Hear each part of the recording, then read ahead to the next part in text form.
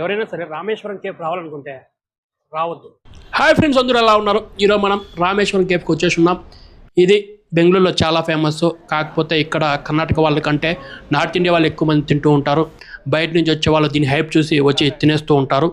కాకుంటే ఇక్కడ కర్ణాటక వాళ్ళు ఎక్కువ మంది దీన్ని ప్రిఫర్ చేయరనమాట. దాని యొక్క రేట్లు అట్టుంటాయి. ఇప్పుడు మనం టేస్ట్ చేయబోతున్నాం అనమాట. ఇది థాలీ లాగా. ఇది కోంబో వచ్చి 240 రూపీస్. దోశ ఇచ్చినాడు, వడ ఇచ్చినాడు, ఇడ్లీ ఇచ్చినాడు, కేసరి బాత్ ఇచ్చినాడు, ఉప్మా ఇచ్చినాడు, చట్నీ సాంబార్ సపరేట్. ఫస్ట్ మనం దోశ తినబోతున్నాం. దోశ యావరేజ్. బియ్యం మాత్రమే వేసి ఉద్దిబాలు లేకుండా దోశ చేస్తే ఎట్లుంటుంది అట్లుంది గట్టిగా. అదేదో అప్పలం తిన్నట్టుంది అనమాట. మసాలా దోశకి నేను ఇచ్చే రేటింగ్ 3. ఈ వడకు నేను ఇచ్చే రేటింగ్ 2.5. ఇడ్లీ సాంబార్ రేటింగ్ 2.5. ఏం లేదు బ్రో.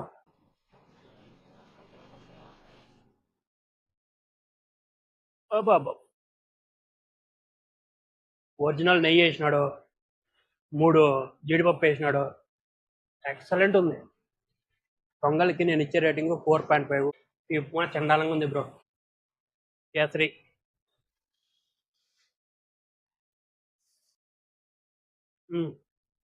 పర్లేదు. పైనాపిల్ వేసున్నారు 4. ఎవరైనా సరే రామేశ్వరం కేఫ్ రావాలనుకుంటే రావద్దు.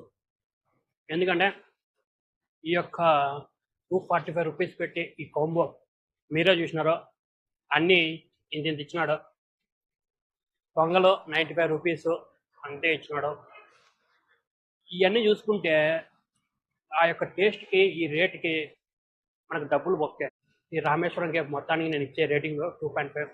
రేట్ ఎక్కువ, టేస్ట్ తక్కువ, క్వాంటిటీ చాలా తక్కువ.